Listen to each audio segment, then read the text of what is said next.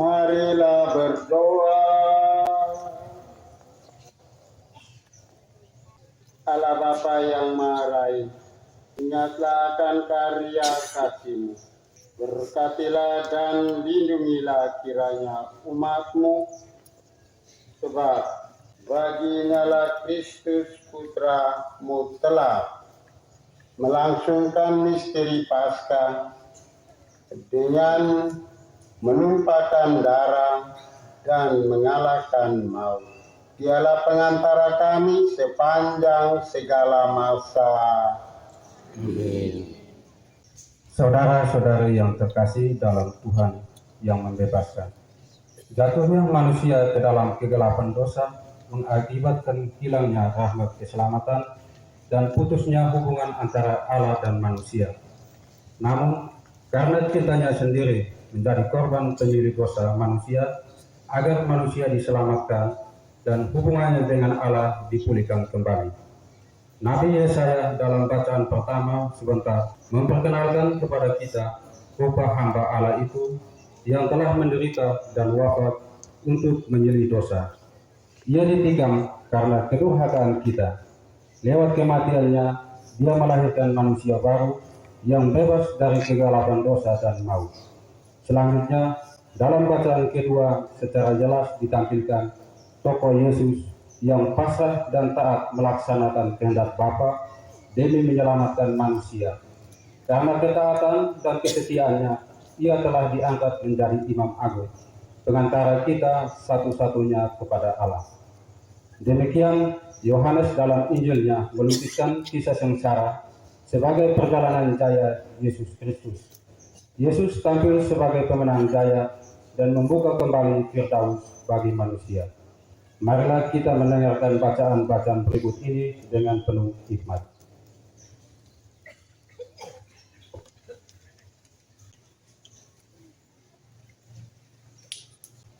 Ia ditikam karena kedurhakaan kita. Pembacaan dari kitab Yesaya. Allah bersabda, sungguh hamba-Ku akan berhati.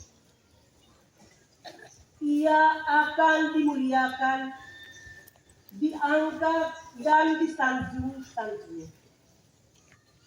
Benarlah bahwa banyak orang tercengang melihat Dia. Sebab rusaklah sosok tubuhnya, tidak serupa lagi dengan manusia. Namun demikian, banyak bangsa akan kagum, pun raja-raja akan bungkam karena hamba-Ku itu. Sebab sesuatu yang belum pernah diceritakan akan mereka saksikan, apa yang belum pernah didengar akan mereka ketahui. Siapa kiranya akan percaya berita yang kami dengar? Kepada siapakah kuasa Allah itu diperlihatkan? Laksana sebatang tunas, hamba itu tumbuh di hadapan Allah. Bagaikan akar dari tanah gersang, ia muncul. Ia tidak tampan dan elok, dan tidak tertarik memandangnya, keindahan tidak ada padanya. Hingga kita tidak suka kepadanya. Ia dihina dan diabaikan orang, manusia penuh sengsara, yang tahu apa artinya menderita. Orang membuang muka seakan-akan ia penderita kusta. Demikianlah ia dihina orang sehingga tidak terpandang. Namun Derita kitalah yang ditanggungnya, sengsara kita yang dipikunya. Sedangkan kita menganggap dia sebagai penderita kusta yang dipikul dan disiksa oleh Allah. Ia ditikam karena kedurhakaan kita dan dihancurkan karena kejahatan kita. Siksaan yang menimpa dia membawa perdamaian bagi kita, dan kita sembuh berkat bilur-bilur tubuhnya. Kita semua bagaikan domba yang tersesat, masing-masing menempuh jalannya sendiri. Tetapi kepada Dia Tuhan menimpahkan kesalahan-kesalahan kita semua. Ia dianiaya dan ia pun tunduk dan tidak membuka mulutnya. Bagaikan domba yang diam tak mengembik bila dicukur. Seperti anak domba yang diantar ke pembantaian, demikianlah ia pun tidak membuka mulutnya. Ia disambar oleh penindasan dan keputusan pengadilan. Siapakah peduli akan salibmu? Sungguh, ia dicabut dari dunia orang hidup. Karena kedurhakaan umatku, ia ditimpa maut. Kuburnya digali di tengah-tengah orang durhaka. Makamnya terdapat di antara para penjahat, sekalipun ia tidak berbuat lalim dan tidak pula tipu muslihat dalam mulutnya. Tetapi Tuhan mau menghancurkannya dengan sengsara. Kalau hamba itu mempersembahkan nyawanya sebagai korban pepuli, maka ia akan melihat keturunan, ia akan memperpanjang umur hidupnya. Dan dengan perantaraannya, kehendak Tuhan akan terlaksana. Allah bersabda, sesudah sengsara dan dukanya, ia akan melihat sinar cahaya dan ia akan dipuaskan. Orang saleh itu hambaku, akan menyucikan semua orang dengan memikul salib kesalahan mereka. Maka itu aku memberi dunia, semua orang menjadi miliknya. Sebab ia menyerahkan diri kepada maut dan digolongkan di antara kaum durhaka. Padahal ia menanggung dosa semua orang dan menjadi pengantara bagi orang-orang jahat. Demikianlah sabda Tuhan.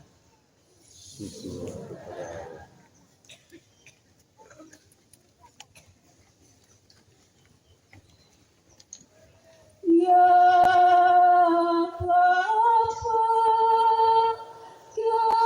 dalam tangan-Mu ku serahkan jiwaku. Ya Bapa,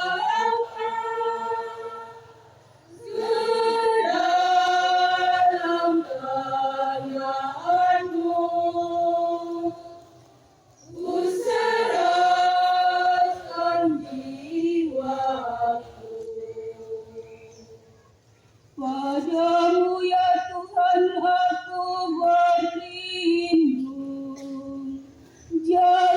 Jangan sekali-kali aku mendapat malu.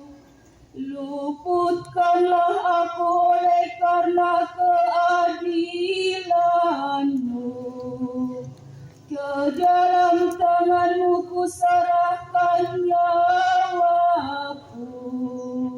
Sudilah membebaskan daku ya Tuhan, Allah yang setia. Ya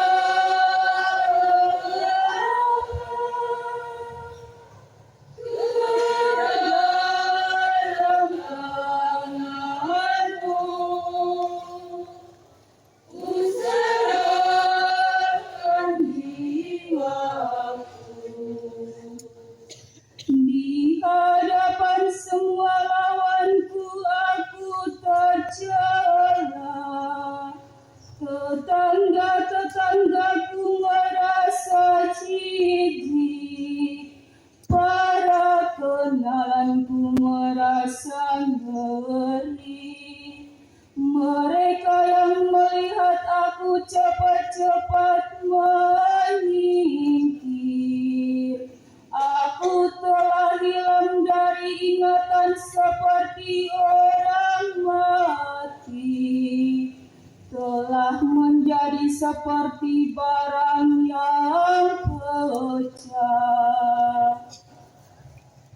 Ya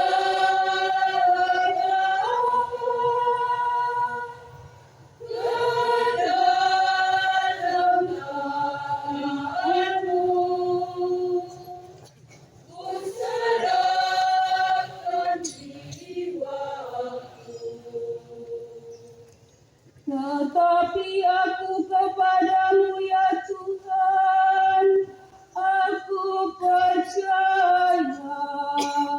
Aku berkata, Engkaulah Allahku. Masa hidupku ada dalam tangan-Mu. Lepaskanlah aku dari tangan musuh-musuhku dan bebaskan dari orang-orang yang mengejarku.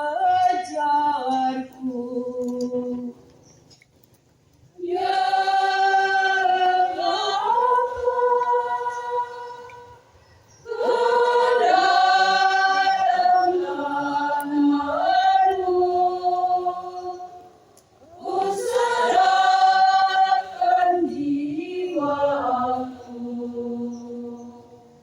buatlah wajah-Mu bercahaya atas hamba-Hamba-Mu.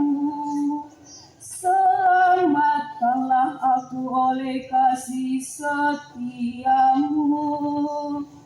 Kuatkanlah dan teguhkanlah hatimu. Hai semua orang yang berharap kepada Tuhan. Ya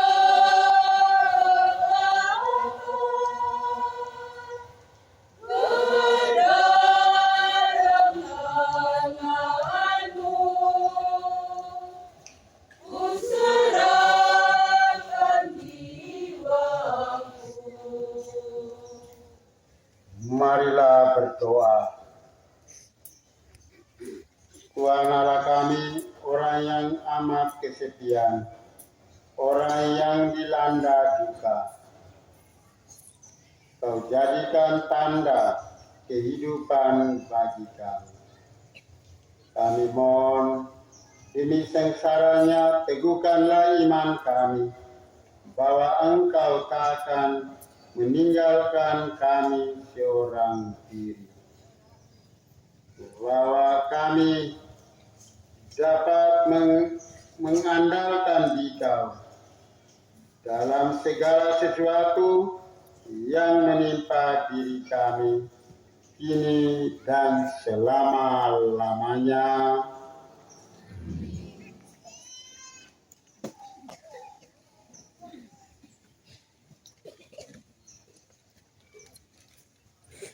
Pembacaan dari surat kepada umat Ibrani. Saudara-saudara, kita mempunyai seorang imam agung yang mulia yang sudah sampai di surga, yakni Yesus, Putra Allah. Hendaknya kita berpegang teguh pada pengakuan imam itu. Kita mempunyai imam agung, bukan yang tak mampu turut merasakan kelemahan kita, melainkan yang telah dicobai dalam segala hal seperti kita, hanya ia tidak berdosa. Maka marilah kita dengan penuh harapan menghadap Tuhan rahmat Allah untuk memperoleh belas kasih serta mendapatkan rahmat dan pertolongan pada saat kita memerlukannya. Di masa hidupnya di dunia ini, Yesus memanjat doa dan permohonan disertai keluhan dan tangisan kepada Allah yang dapat menyelamatkannya dari umat. Dan sebab takwa, ia telah didengarkan oleh Allah. Meskipun ia putra Allah sendiri, ia tetap taat dalam deritanya. Dan setelah mencapai kesempurnaan, Yesus menjadi sumber keselamatan abadi bagi semua orang yang patuh kepadanya. Demikianlah sabda Tuhan.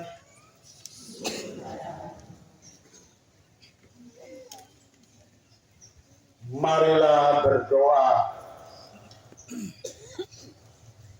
Allah Bapa kami, segala ketidaktaatan, segala dosa, dan pengingkaran terhadap nama-Mu telah diambil alih menjadi beban tanggungan putra-Mu, agar dapat membebaskan kami dari dosa Adam,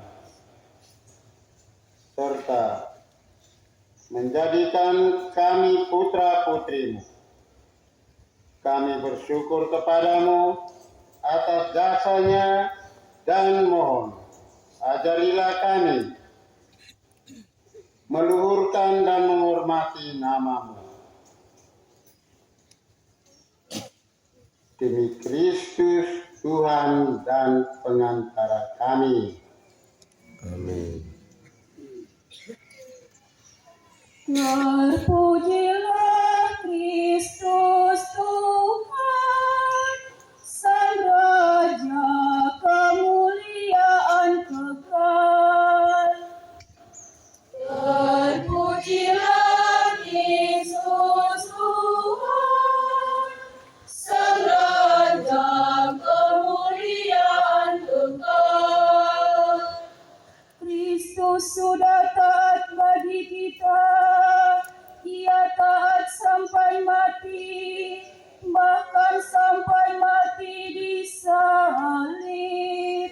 Itulah sebabnya Allah sangat meninggikan dia dan menganugerahinya nama di atas segala nama. Terpujilah Kristus Tuhan, Sang Raja kemuliaan kekal.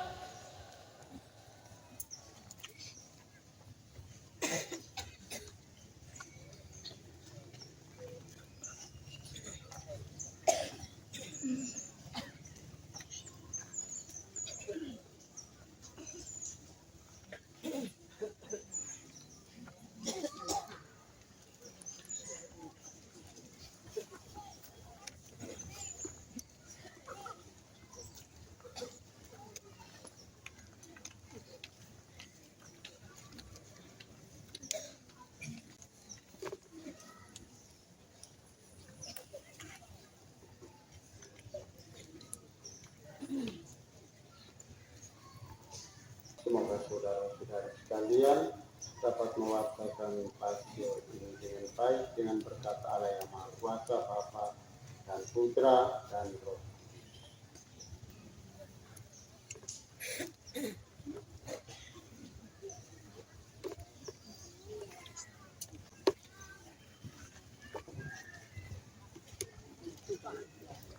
Kisah sengsara Tuhan kita Yesus Kristus menurut Santo Yohanes. Pada waktu itu Yesus keluar bersama murid-muridnya ke seberang sungai Kidron, di mana ada suatu taman. Yudas membawa suatu pasukan menuju ke situ dengan lentera, obor serta senjata. Yesus yang telah mengetahui segala sesuatu yang akan menimpa dirinya, tampil ke muka dan bersabda kepada mereka, Siapakah yang kamu cari? sahut mereka, Yesus dari Nazaret. Yesus bersabda kepada mereka, Dialah aku ini. tatkala Yesus bersabda ialah aku ini, mereka mundur dan rebah ke tanah.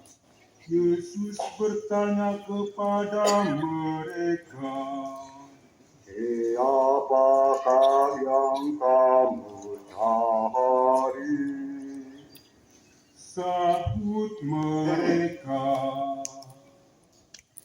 Yesus dari Nazaret.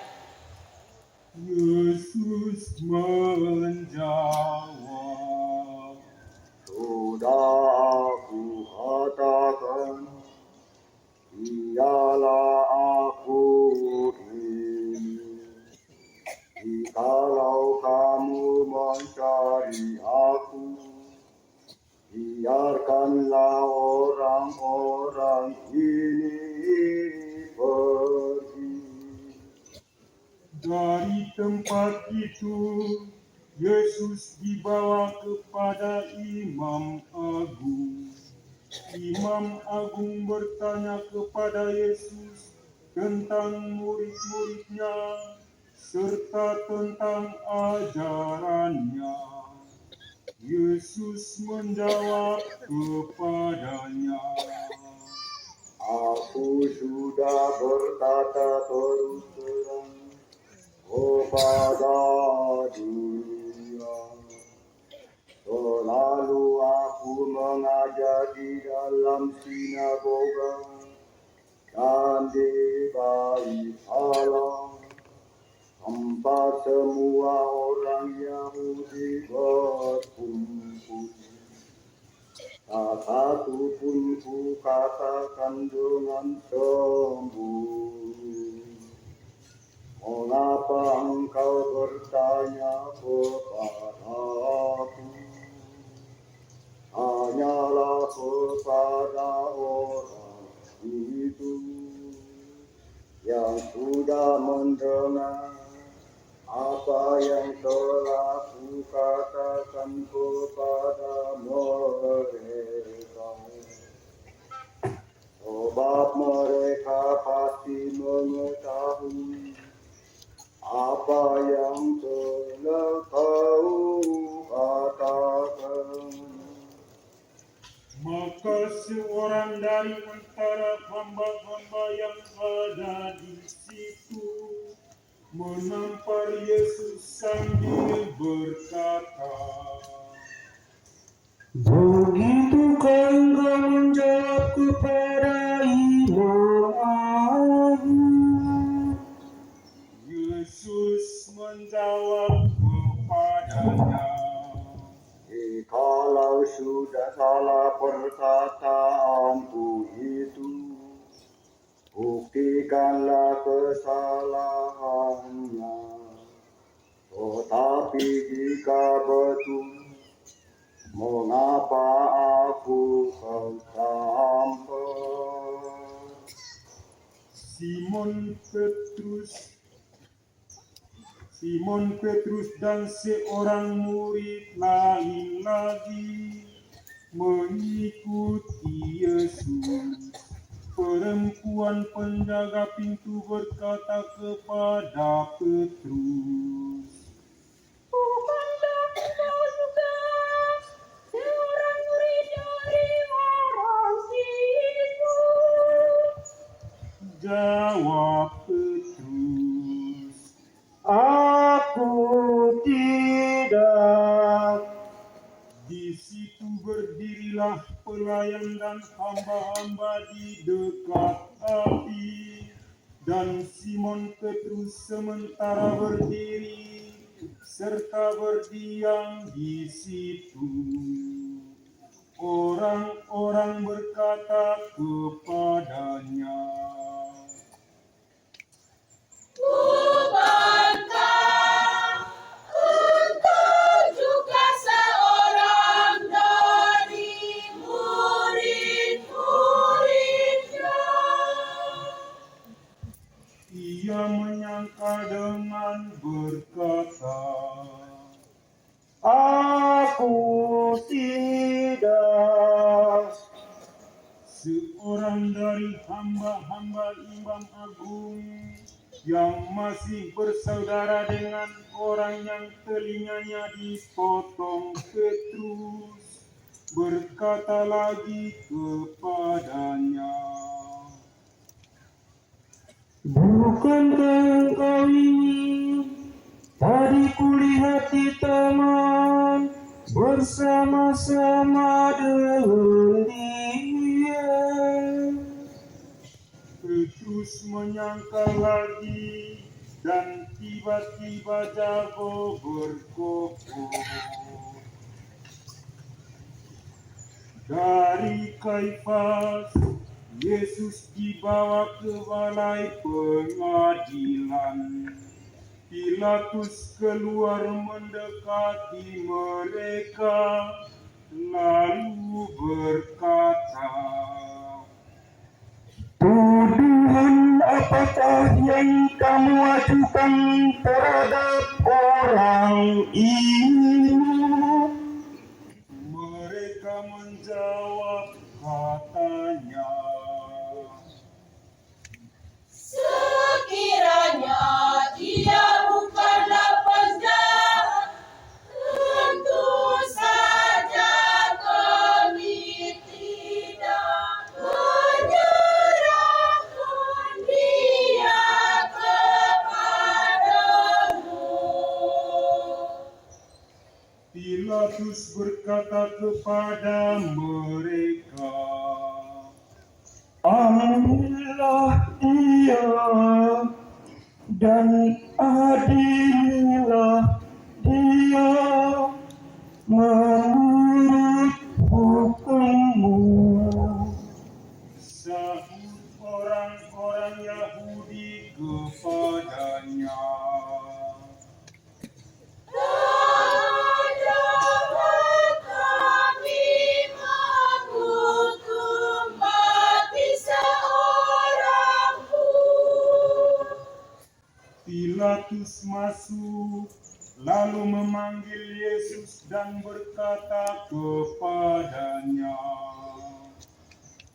Ratu Yahudikah engkau ini?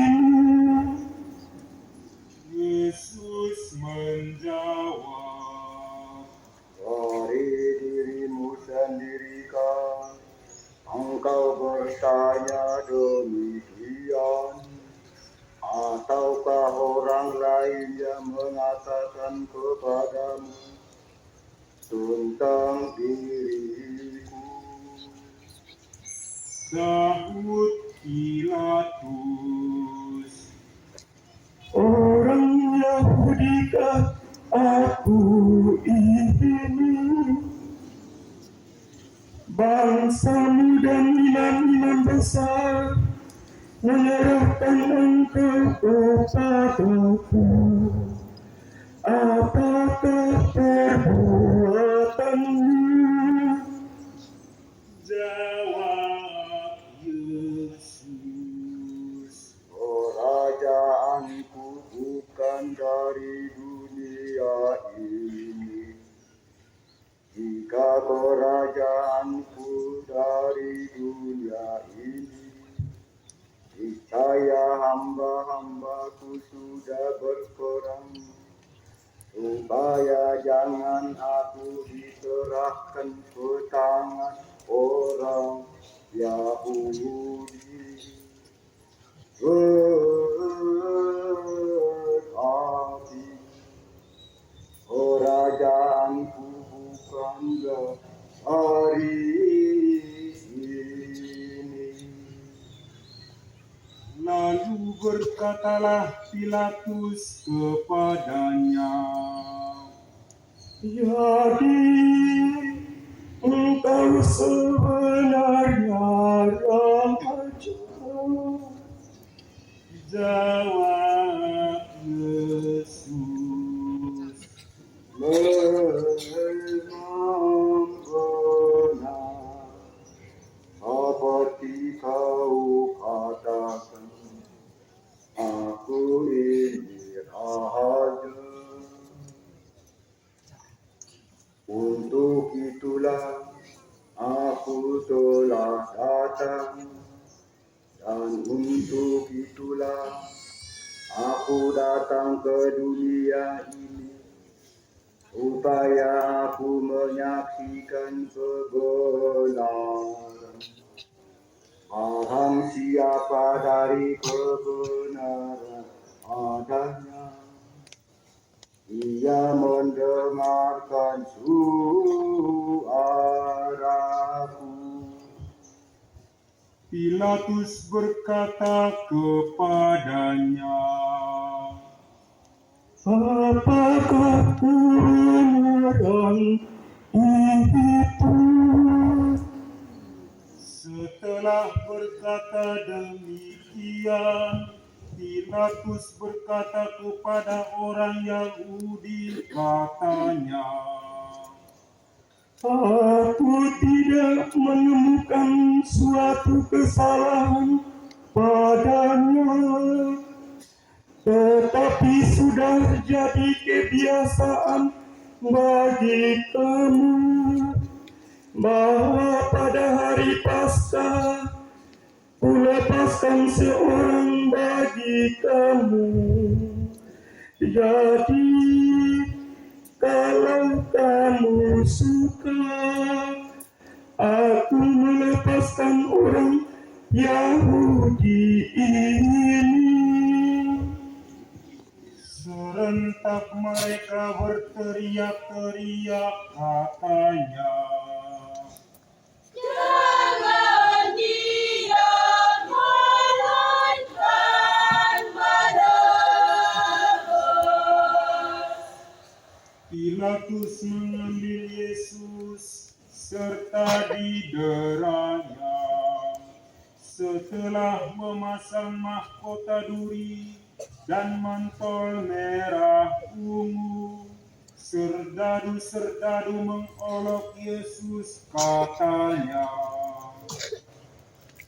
Salam, salam, Raja orang Yahudi. Pilatus keluar lagi dan berkata kepada mereka, Lihatlah aku membawa dia keluar, supaya kamu ketahui bahwa aku tidak menemukan suatu kesalahan pun padanya. Setelah itu, sambil menunjuk ke arah Yesus yang bermahkota duri dan bermantul ungu, Pilatus berkata kepada mereka, Lihatlah orangnya. segera mereka berteriak-teriak, katanya, Salibkanlah, salibkanlah, salibkanlah.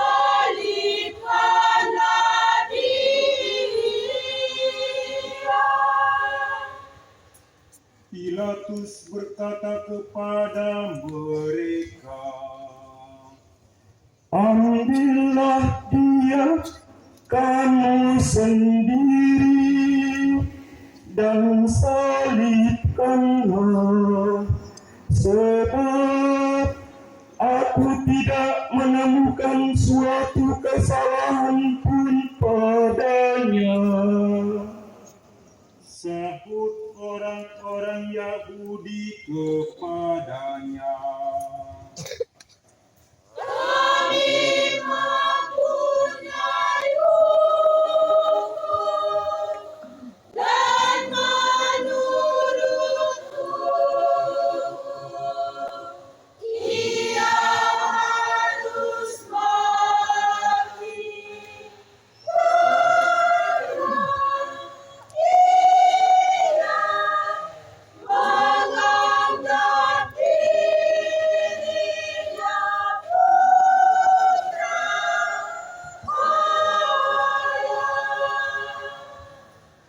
mendengar perkataan itu, Pilatus makin takut. Ia masuk lagi dan bertanya kepada Yesus, "Dari manakah engkau berasal?" Tetapi Yesus tidak menjawab. Lalu Pilatus berkata kepadanya, "Engkau tidak mau berbicara dengan aku? Tidak tahukah engkau bahwa aku berkuasa menyalibkan engkau dan berkuasa pula melepaskan engkau?" Jawab Yesus, Engkau tidak berkuasa sedikit pun atas diriku, jika kuasa itu tidak diberikan dari atas. Oleh karena itu, orang yang menyerahkan daku kepadaku lebih besar dosanya. tetapi orang-orang Yahudi berteriak-teriak katanya,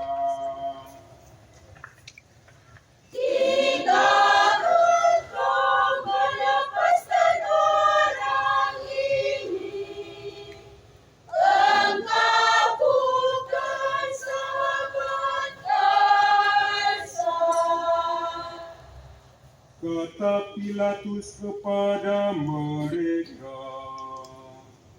Akan kusalibkan rajamu.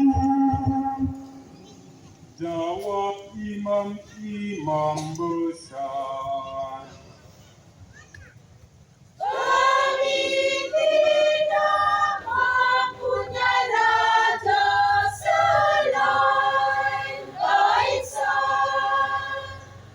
mendengar ini, Pilatus berkata kepada orang Yahudi, Lihatlah rajamu. tetapi mereka berteriak-teriak katanya,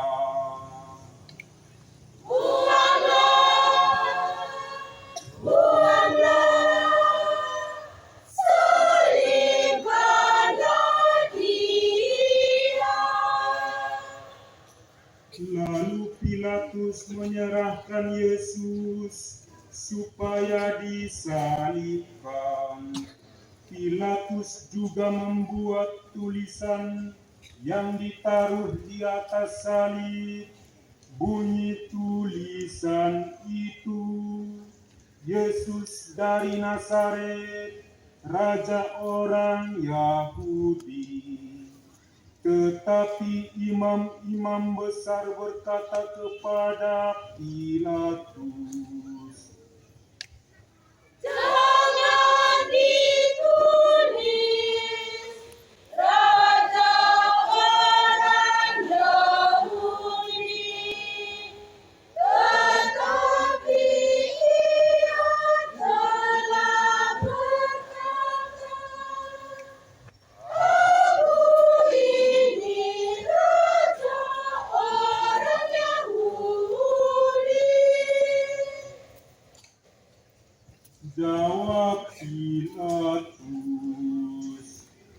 yang telah kutulis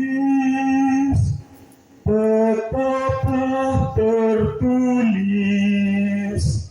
Setelah menyalibkan dia, serdadu-serdadu membagi-bagikan pakaiannya, tetapi jubahnya tak berjahitan, melainkan seluruhnya merupakan satu tenunan. Maka berkatalah mereka satu sama lain, jangan kita sobek-sobek ini, tetapi baiklah kita bangun di atasnya. Siapa yang mendapatnya? demikian terpenuhi kitab suci yang mengatakan, mereka telah membagi-bagikan pakaian di antara mereka, dan mereka membuang di atas batu. Tatkala Yesus melihat ibunya dan murid terkasihnya berdiri di dekat situ, bersabdalah ia kepada ibunya, Hai wanita, lihatlah ia anakmu. sesudah itu ia bersabda kepada muridnya, Lihat ibumu. semenjak saat itu Maria diterima murid itu di dalam rumahnya. Ketika Yesus tahu bahwa segala sesuatu sudah selesai, bersabdalah ia untuk menggenapi kitab suci, Aku dahaga. mereka menaruh bunga karang penuh cuka padang sebatang hisop, lalu disampaikannya ke dalam mulutnya. Setelah mengecapi cuka itu, Yesus bersabda, Sudahlah selesai. Ia menundukkan kepalanya, lalu menyerahkan rohnya. Umat dimohon berlutut.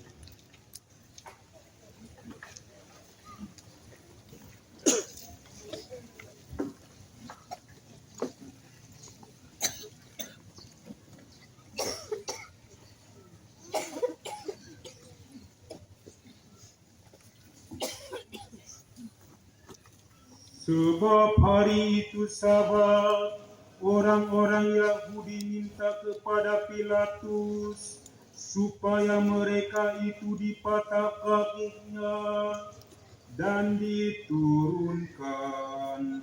Lalu datanglah serdadu-serdadu mematahkan kaki orang pertama dan orang yang lain yang disalibkan bersama dengan dia.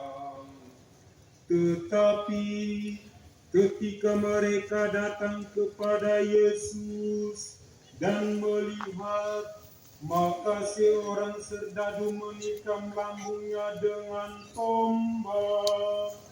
Maka segeralah keluar darah dan air. Semuanya itu terjadi supaya terpenuhilah kitab suci. Tidak satu tulang pun daripadanya akan kamu patahkan. Dan perkataan lainnya lagi mengatakan, Mereka telah memandangi Dia yang dipilihkannya. Umat silakan berdiri.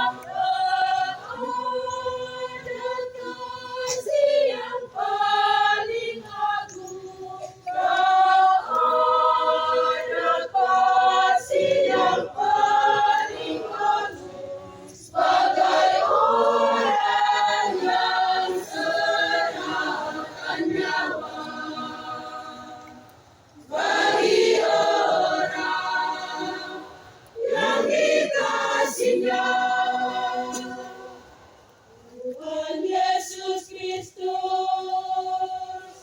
penebus umat manusia, yang berani mati untuk menebus umat dombanya.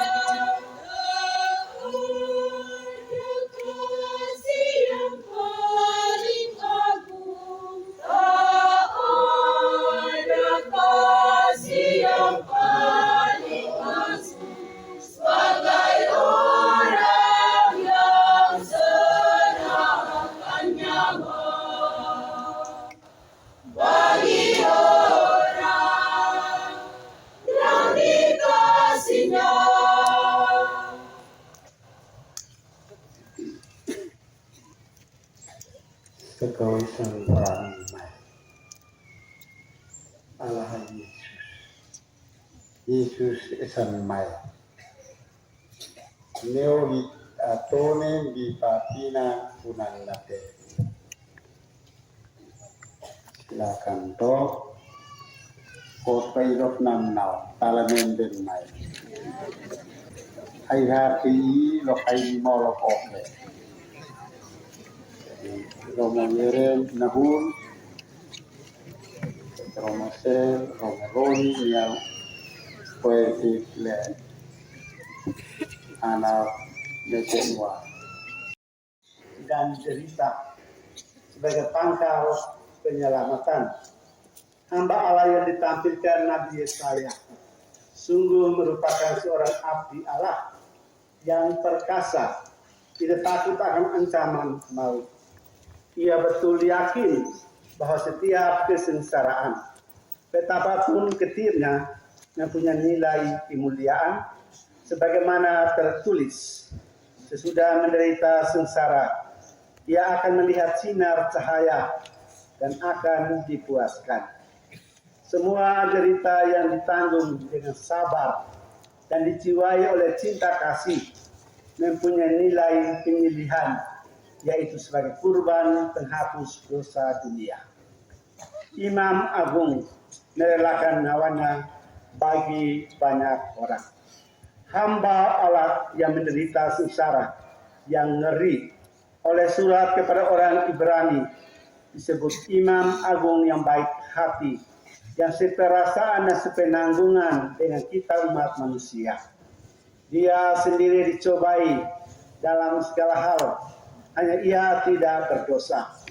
Ia betul-betul turut merasakan kelemahan kita. Ia mengalami kesedihan, ditolak, dilukai, dibuang, dan dikhianati, serta merasa takut menghadapi maut. Sifat yang tak ada tandingannya ialah taat dalam penderitaan. Kesetiaannya bersaksi tentang kasih Allah. Itulah yang menjadi sumber keselamatan bagi semua orang yang taat kepadanya. Ia menyerahkan hidup seutuhnya kepada Allah, dan dengan demikian kita manusia diselamatkan. Sebagai Imam Agung, Kristus menjadikan semua orang yang percaya layak di hadapan Allah. Maka orang Kristen tidak perlu takut kehilangan nyawa, melainkan harus dengan gigih berjuang, tahan uji, tabah dalam kegagalan dan kekecewaan. Karena berjuang dengan Tuhan tidak akan dikecewakan. Salib dan penderitaan, ujian kesetiaan pada kehendak Allah.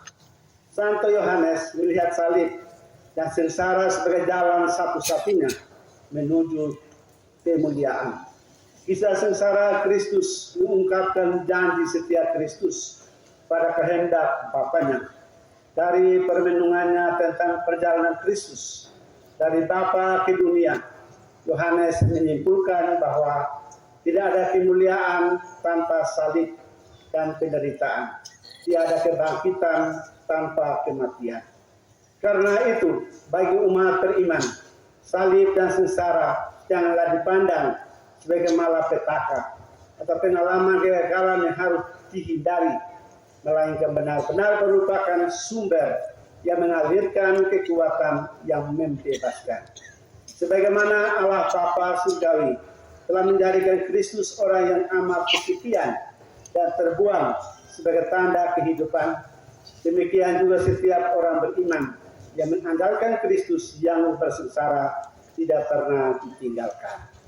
Bapak, Ibu, saudara-saudari, umat beriman yang terkasih di dalam Kristus. Salib menjadi sandungan besar bagi orang-orang Yahudi, kebodohan bagi orang Yunani. Namun bagi orang yang mempunyai iman, salib adalah sumber segala rahmat. Karena dengan salib dan melalui salib itulah kita manusia diselamatkan oleh Allah. Yesus membuktikan penyelamatan manusia dari dosa melalui salib di saat-saat ia mengalami kesakitan, penghinaan, dan dalam sakrat maut. Keselamatan itu dijanjikannya kepada penyamun yang berseru kepadanya, Yesus, ingatlah aku apabila engkau datang sebagai Raja. Yesus menjawab, hari ini juga engkau akan bersama-sama dengan aku di dalam Firdaus. Demikian juga keselamatan itu diberikan kepada mereka yang justru membawa dia masuk dalam kesengsaraan dan penyaliban dengan memohon kepada Allah. Ampunilah mereka, sebab mereka tidak tahu apa yang mereka lakukan. Dari salib Yesus itulah keselamatan Allah diterima dan kita alami. Di Golgota ada 3 salib, yakni salib Yesus dan salib 2 penyamun. Hari ini kita menghormati salib dengan menciumnya. Yang kita hormati adalah salib Yesus, salib yang membawa keselamatan, bukan salib kedua penyamun itu.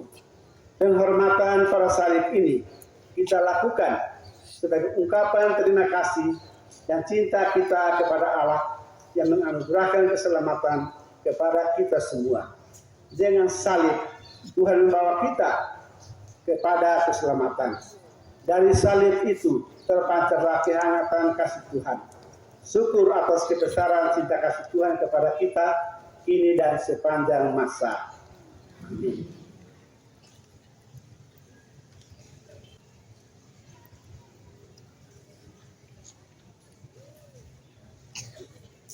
Para romo, para suster, bruder, Bapak Ibu, saudara dan saudariku, rekan-rekan orang muda, anak-anak yang dikasihi oleh Kristus Yesus. Ada satu pepatah dalam bahasa Jerman yang mengatakan seperti ini, Liebe wird nur durch Liebe verdoppelt. Cinta hanya bisa diperganda dengan cinta. Cinta tidak bisa diperganda dengan uang. Cinta tidak bisa dipergandakan dengan sakit hati. Cinta tidak bisa diperganda dengan perasaan-perasaan amarah dan lain sebagainya. Cinta hanya bisa diperganda dengan cinta. Dan melalui peristiwa Jumat Agung ini, cinta mencapai titik kesempurnaannya di dalam korban, dan cinta dimuliakan melalui salib. Tuhan kita Yesus Kristus dimuliakan oleh Allah, bukan melalui peristiwa ketika dia memasuki kota Yerusalem, tetapi Yesus dimuliakan melalui korban yang dia jalani di atas kayu salib. Pada titik ini, Yesus telah menunjukkan kesempurnaan cinta, yaitu ada di dalam korban. Sehingga Mother Teresa dia katakan, hendaknya setiap orang itu dia mencintai sampai merasa sakit.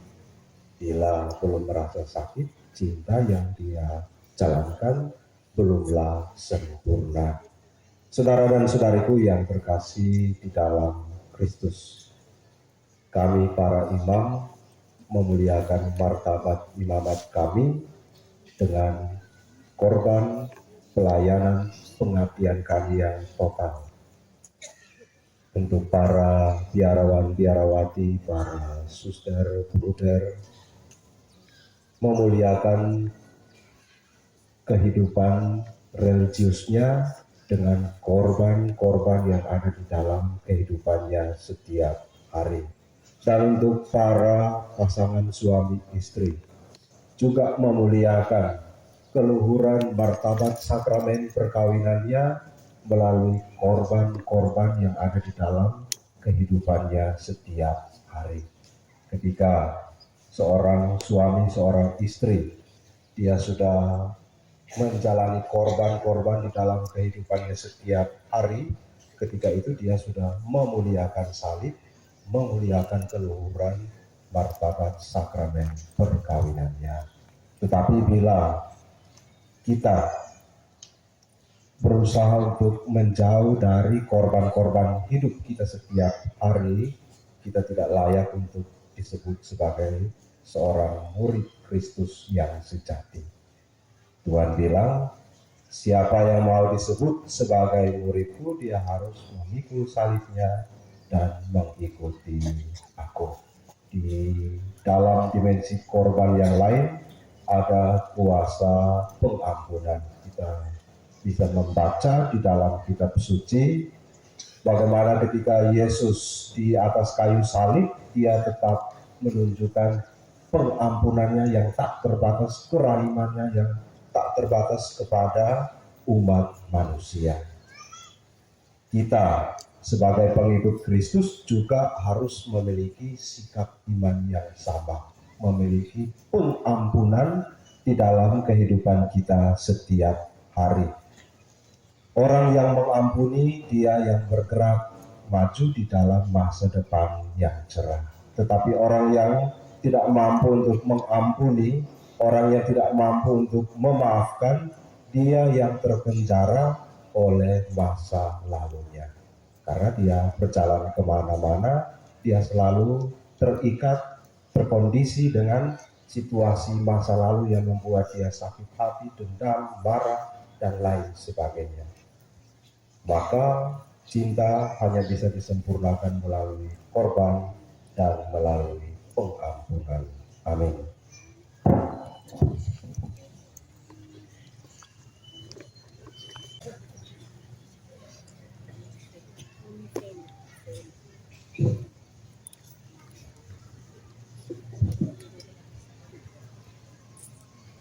Para romo yang terkasih, Bapa dan Mama, saudara-saudari, rekan-rekan umat Allah seiman yang dikasihi Tuhan dan juga yang mengasihi Tuhan. Orang mengatakan bahwa cinta dibalas dengan cinta adalah hal yang biasa. Cinta yang dibalas dengan kebencian itu adalah kejahatan. Tetapi kebencian dibalas dengan cinta, itulah yang ilahi. Di dalam kita mengikuti tablo Jalan Salib, kisah sengsara pada hari ini, kita melihat bahwa tidak ada bagian-bagian adegan itu yang memberikan kesempatan kepada Yesus untuk mengalami rasa bahagia dalam dirinya.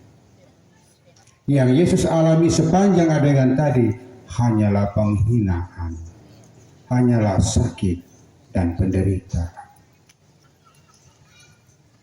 Tetapi mengapa Yesus selalu siap sedia, tidak menolak sakit, penderitaan, penghinaan itu? Karena dia mau mengatakan bahwa dia ingin membalas kebencian manusia dengan cinta ilahi, dengan cinta kealahan. Ini yang luar biasa. Dan inilah salib. Banyak kali kita ngomong salib. Jadi kita anggap semua penderitaan itu salib. Tidak semua penderitaan itu salib.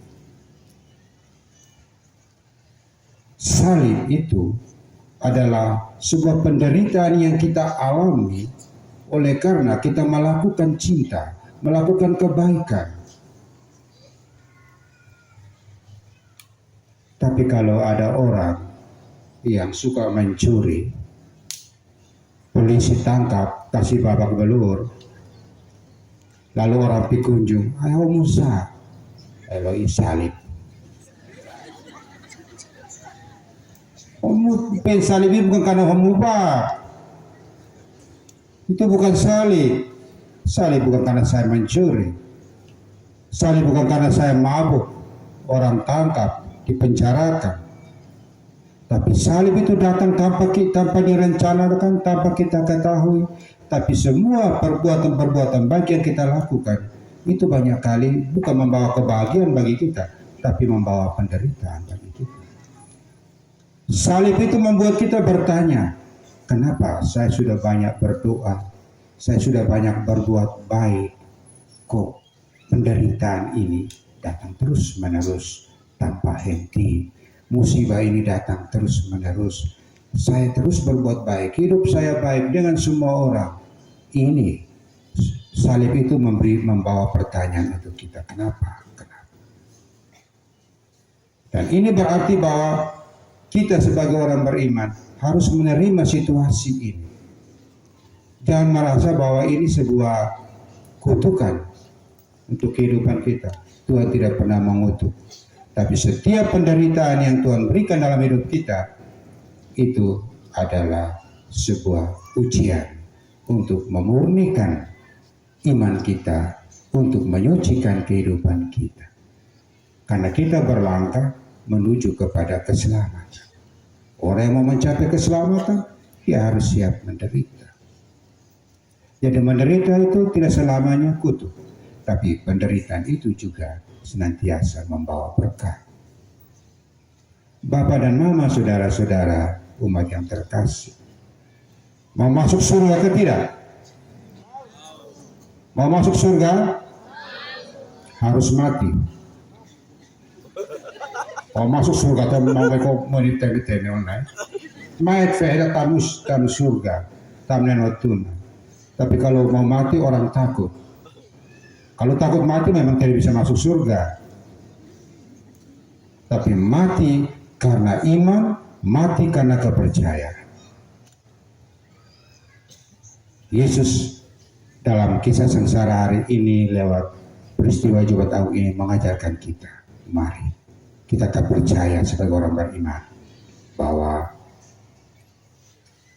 ketika kita berada dalam lorong kehidupan yang gelap, di sana sudah ada sebuah titik terang yang sedang bersinar. Dan kita akan mendapatkannya. Kalau kita mau merayakan Paskah, mari kita harus melalui Jumat Agung, baru kita sampai ke Paskah.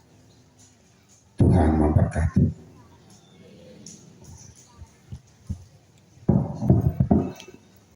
Doa umat.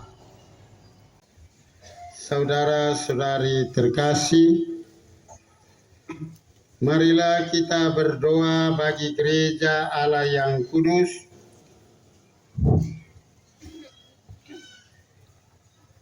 semoga Allah dan Tuhan kita berkenan menganugerahkan damai kepadanya, mempersatukan dan melindunginya di seluruh dunia.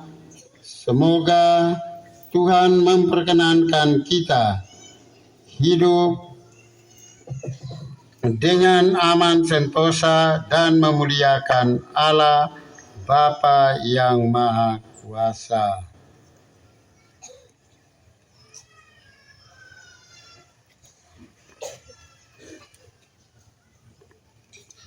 Allah yang kekal dan kuasa,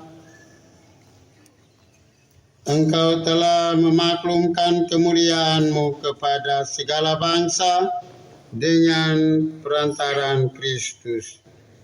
Lanjutkanlah karya belas kasih-Mu, agar gereja meluas ke seluruh dunia dan bertekun mengimani nama-Mu yang dengan mantap. Demi Kristus Tuhan kami.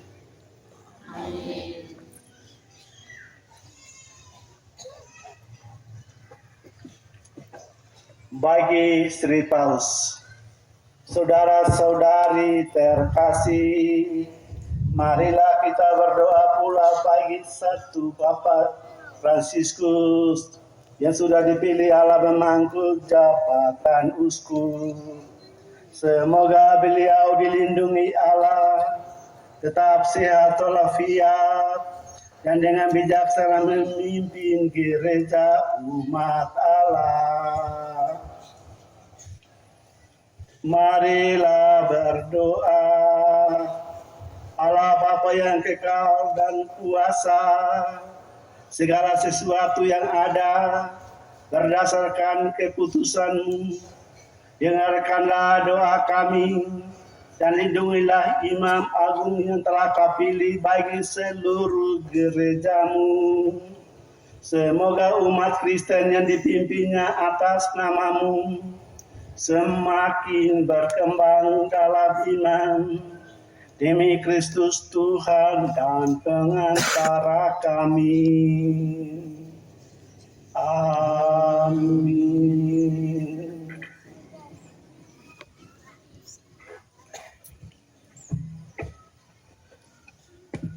Bagi para pejabat gereja dan segala lapisan umat, marilah berdoa pula bagi uskup kita, Monsinyur Dominikus Sakuper, dan bagi semua uskup, imam, diakon, serta sekalian pejabat gereja, dan segenap umat beriman. Allah Bapa yang Maha Kuasa dan Kekal, Engkau memerintah dan menguduskan semua orang yang termasuk anggota gereja-Mu, tubuh Kristus. Dengarkanlah kiranya doa kami bagi semua anggota. Semoga masing-masing sesuai rahmat yang Kau anugerahkan kepadanya, mengabdi Engkau dengan patuh dan setia dan penuh iman. Demi Kristus Tuhan dan pengantara kami. Amin.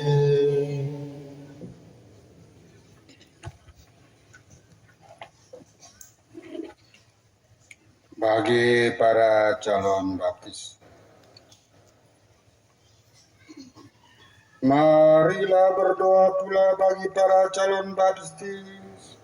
Semoga Allah dan Tuhan kita berkenan membuka pintu hati dan budi mereka terhadap sabda serta belas kasih-Nya.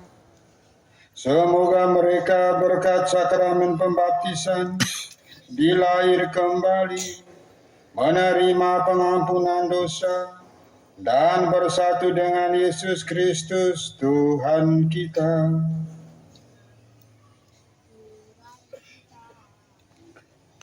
Marilah berdoa. Allah Bapa yang kekal dan kuasa, Engkau senantiasa memberkati gereja-Mu dengan penambahan anggota-anggota baru. Sudilah memperdalam iman dan pengetahuan para calon baptis, agar layak dilahirkan kembali dari air pembaptisan, serta diterima sebagai putra-putrimu dalam keluarga-Mu. Demi Kristus, Tuhan dan pengantara kami. Bagi para pemimpin negara, marilah berdoa pula bagi semua pemimpin negara. Semoga Allah dan Tuhan kita menerangi hati dan budi mereka, sehingga mereka mengusahakan damai sejahtera sejati bagi seluruh umat manusia seturut kehendak-Mu. Marilah berdoa. Allah Bapa yang kekal dan kuasa, nasib segala bangsa berada di tangan-Mu. Dampingilah para pemimpin negara. Semoga berkat bimbingan dan perlindungan-Mu terjamin damai sejahtera bagi bangsa, dan kebebasan beragama senantiasa dijunjung tinggi di mana-mana. Demi Kristus, pengantara kami.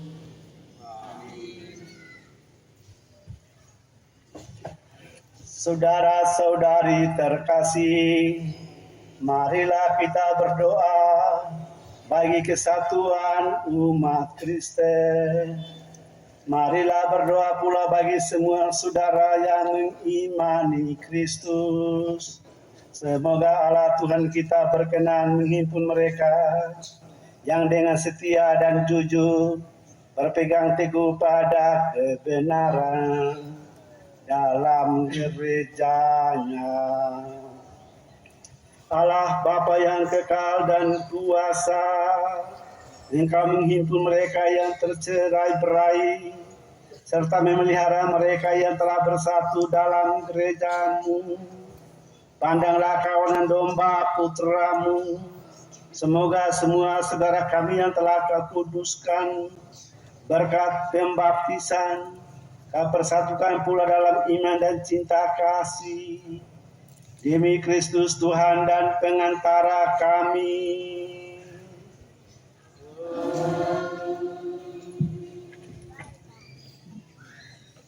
Bagi saudara-saudari yang menderita,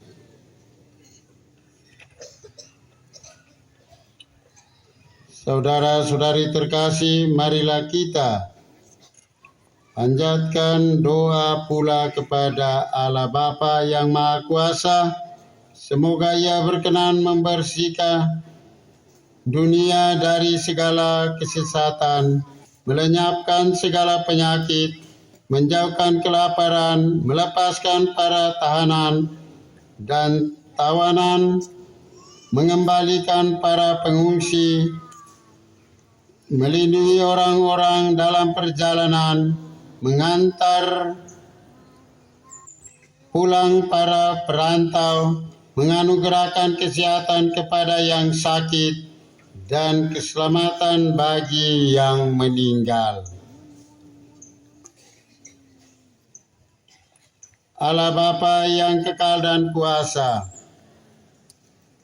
sumber penghiburan mereka yang berduka dan kekuatan para penderita, dengarkanlah doa semua orang beriman yang berseru kepadamu karena tertimpa kemalangan dan sengsara. Semoga karena semua bergembira berkat belas kasih dan bantuan rahmat-Mu. Demi Kristus pengantara kami. Amin. Kita memasuki upacara penghormatan salib.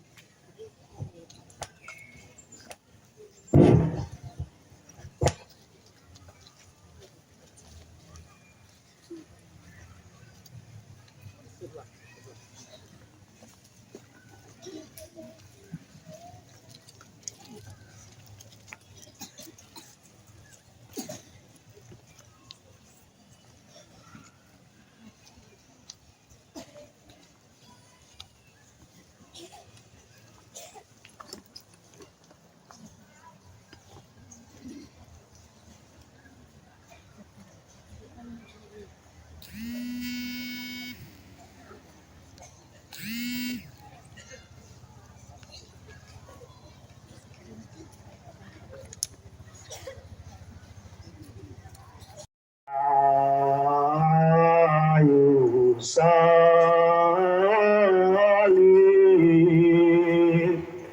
tempat selamat dunia, bergantung.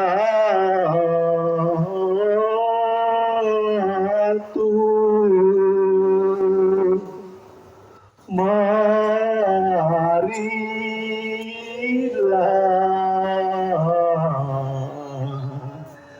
kita sembah.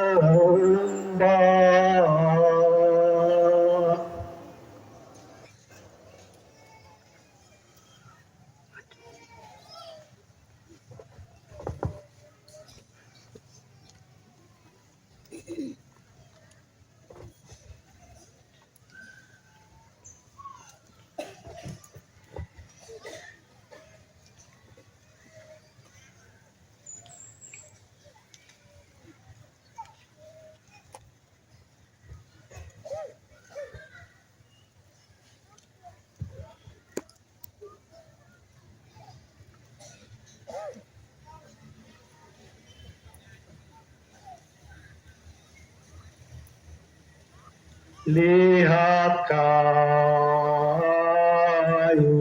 salib, tempat selamat dunia, bergantung.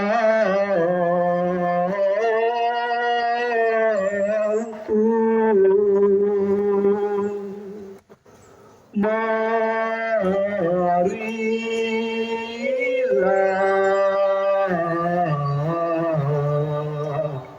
kita sembah.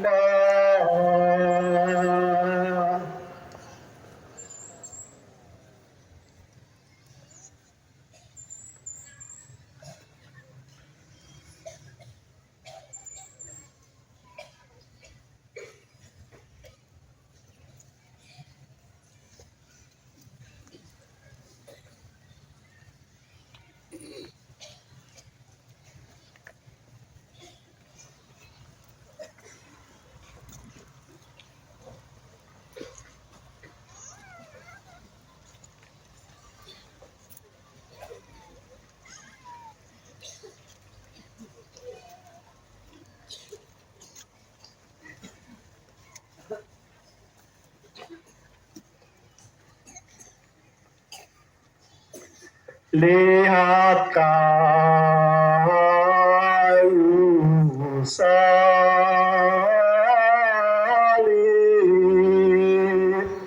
tempat selamat dunia, bergantung,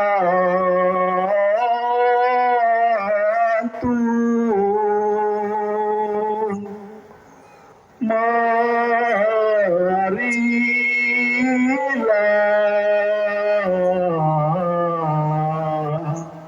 kita sembah.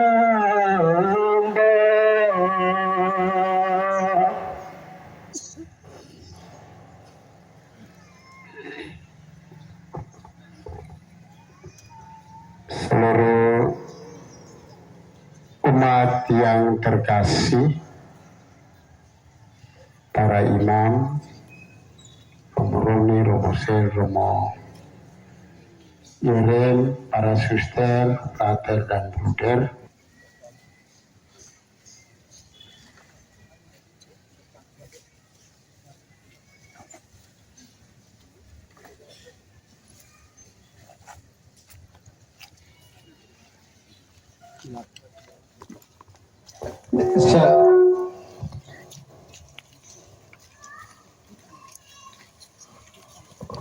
silakan dari situ maju. Silakan maju. Itu ada 12 salib, silakan.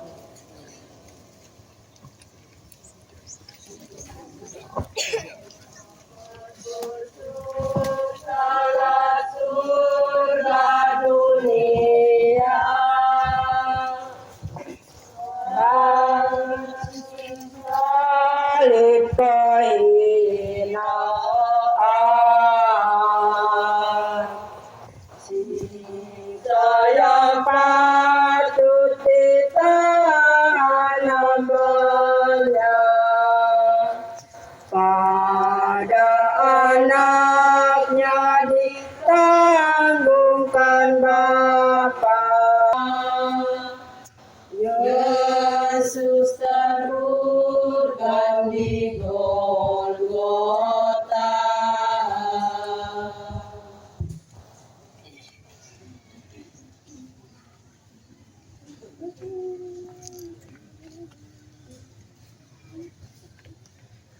Oh salib Maha Kudus, tempat bergantung Yesus, juru selamat kami.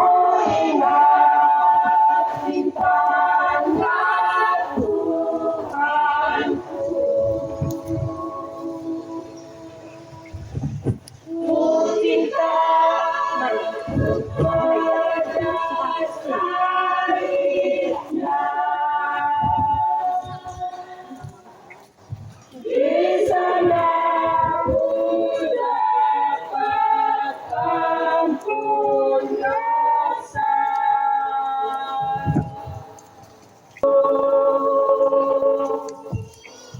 Ku ingat cintanya Tuhanku. Ku minta kepada salibnya.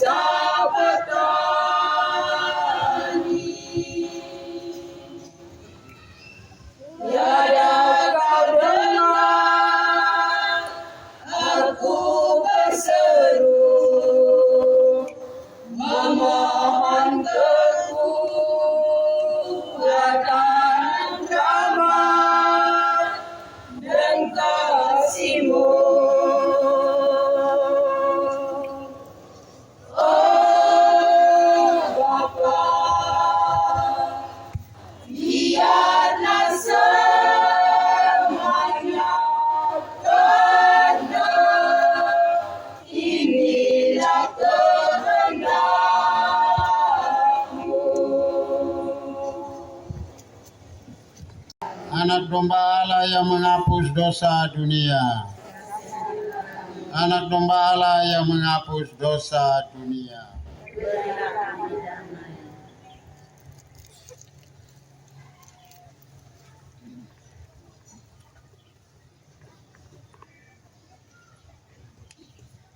Inilah Yesus Kristus, anak domba Allah yang menghapus dosa dunia. Berbahagialah kita semua yang diundang ke perjamuannya.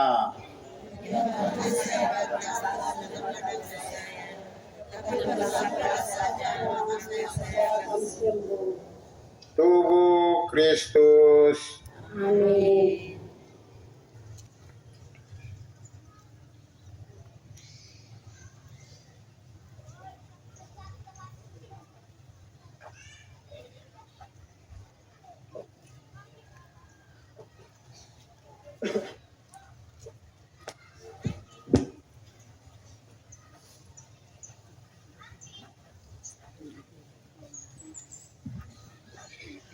Bapak, Ibu, Saudara-saudari yang terkasih dalam Tuhan, sekarang kita akan menyambut Komuni Kudus. Komuni Kudus adalah buah terindah dari penderitaan dan wafat Tuhan kita Yesus Kristus. Marilah kita menyambutnya penuh iman dan sopan. Bagi saudara-saudari yang bukan beragama Katolik, yang juga hadir dalam perayaan misa ini, dilarang keras untuk datang menerima hostia kudus.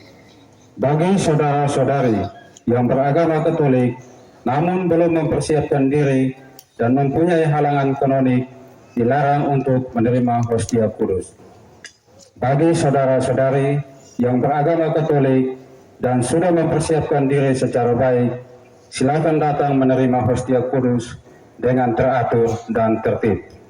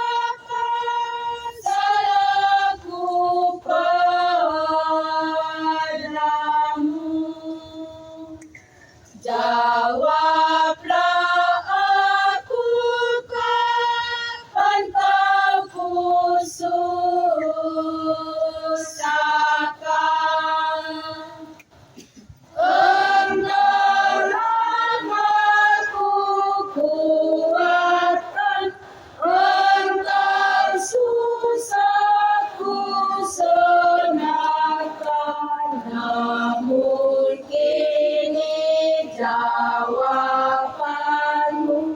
aku sudah kau tinggalkan.